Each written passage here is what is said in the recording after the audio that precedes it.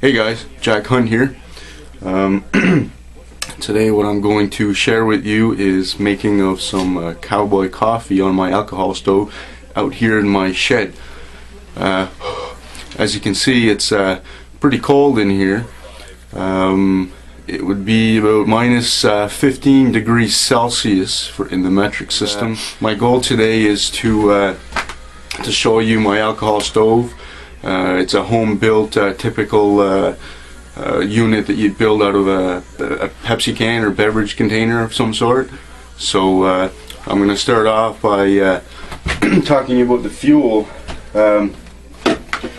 What I do is I buy it in a big 4-liter jug, okay? But it's not very convenient to carry this out in the bush. Obviously, it's pretty large. So what I'm going to do is just transfer into a smaller container to make it more manageable. Wow, this stuff is pretty cold on the finger, I tell you.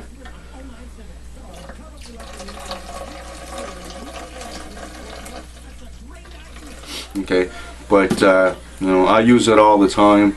I'm the type that you know, keep it simple.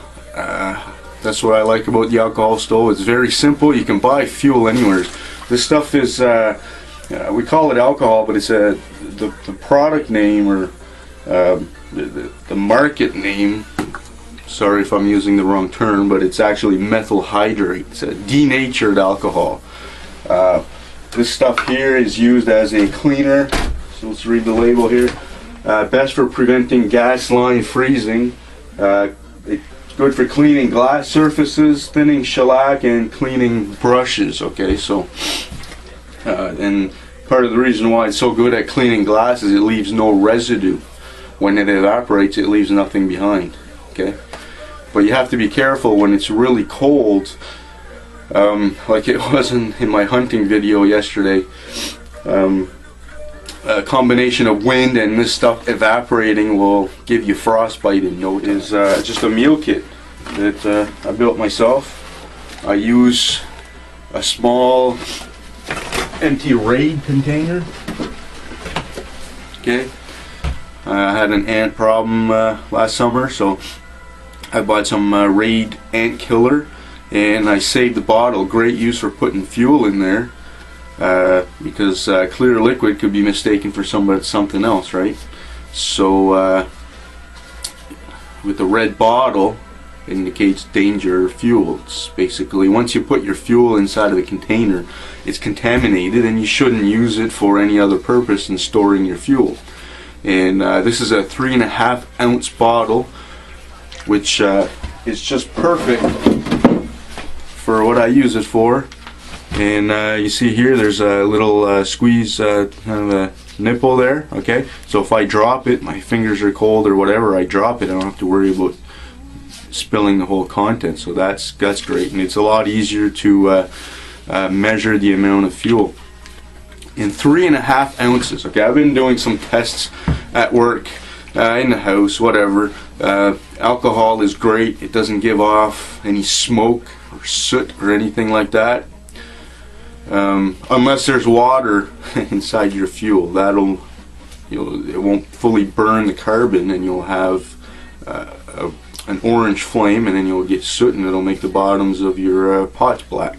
Not as bad as using an open campfire. Okay, but anyways, so it's very convenient. I've been using it for a while now and experimenting for quantities, especially because if you're going on a planned outing, say a hiking trip, and you know the extent of the duration, you can sort of calculate, guesstimate how many bottles and how much fuel you'll need. And it's past 3 or 4 days, you should start thinking about an alternative heating method.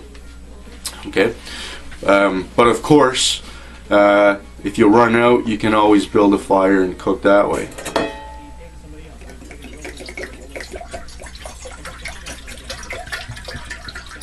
I'll fill that up about halfway. What I have here is some coffee whitener, some coffee, and a couple sugar cubes in there, all nice and packaged. I can just throw it right in, don't have to measure anything out in the bush.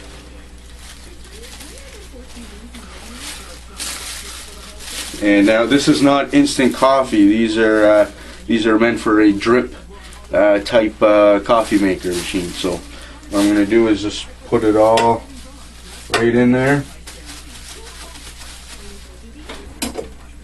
And what you'll notice when you put it in is that the coffee floats to the top. Okay, that's because the water's still cold.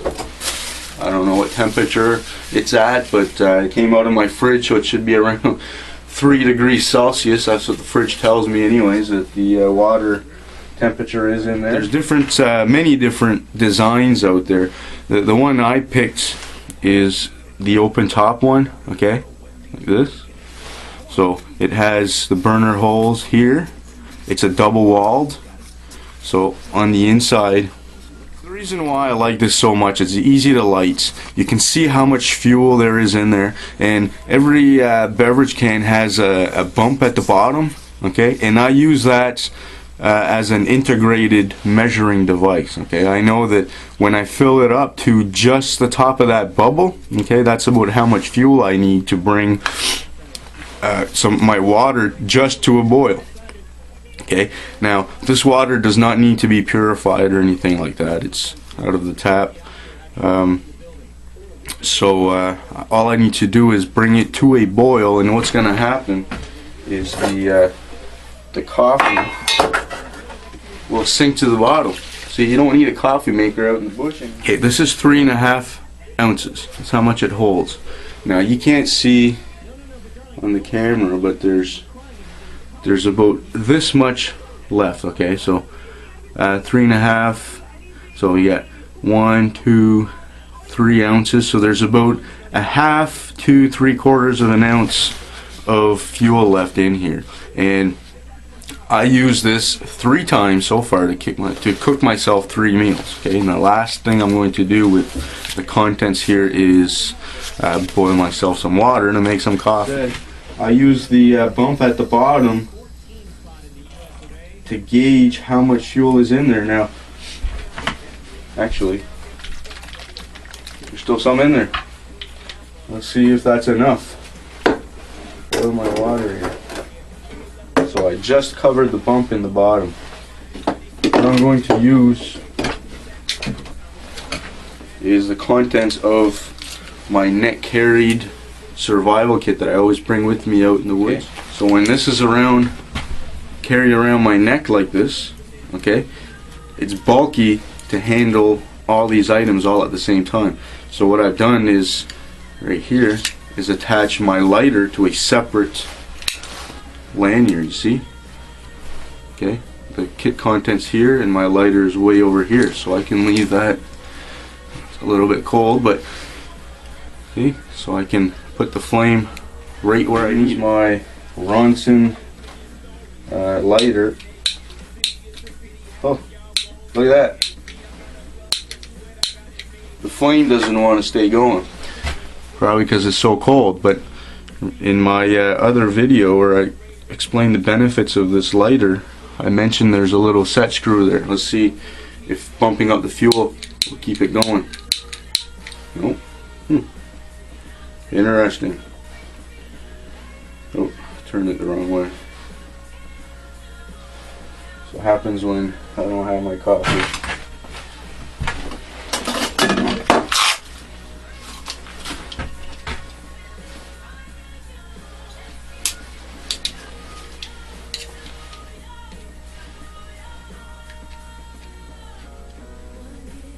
Alright, so that's on full. Bingo. So there you have it. Having an adjustable lighter can work to your advantage. Now, for those of you who've never used an alcohol stove before,